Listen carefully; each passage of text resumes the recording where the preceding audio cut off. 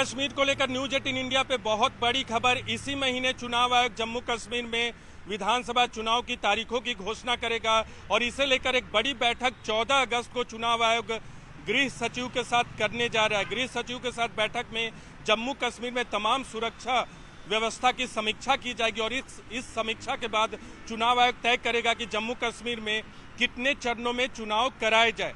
2014 के बाद पहली बार जम्मू कश्मीर में विधानसभा के चुनाव होंगे। धारा 370 हटने के बाद पहली बार विधानसभा का चुनाव होगा।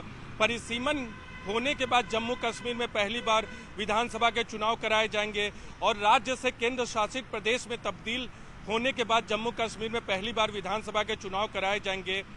जम्मू कश्मीर केंद्र शासित प्रदेश में कुल 114 सीटें, लेकिन 24 सीटें पाकिस्तान अधिकृत कश्मीर में आती हैं, इसलिए 90 विधानसभा सीटों पर चुनाव आयोग कराएगा। इसमें 43 सीटें जम्मू क्षेत्र में और 47 श्रीनगर घाटी क्षेत्र में पड़ती हैं।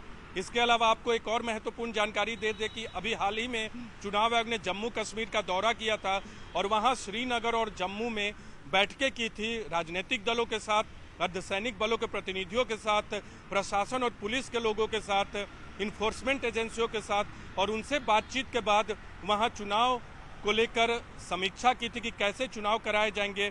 जो न्यूज 18 इंडिया को जानकारी मिली है 3 से 5 चरणों में वहां मतदान होगा और ये भी जानकारी मिली है न्यूज 18 इंडिया को कि जम्मू कश्मीर के साथ हरियाणा और महाराष्ट्र के विधानसभा चुनाव भी कराए जाएंगे। अब चुनाव आयोग कैसे घोषणा करता है ये देखना होगा, लेकिन 14 अगस्त की बैठक बहुत ही महत्वपूर्ण है जम्मू कश्मीर को लेकर और चुनाव आयोग 20 अगस्त के बाद चुनाव की घोषणा करेगा, जो न्यूज 18 इंडिया को जानकारी मिली है। लेकिन इसी महीने जम्मू कश्मीर में चुनाव की घोषणा की जाएगी। सितंबर और अक्टूबर में मतदान होगा और अक्टूबर में मतगणना होगी।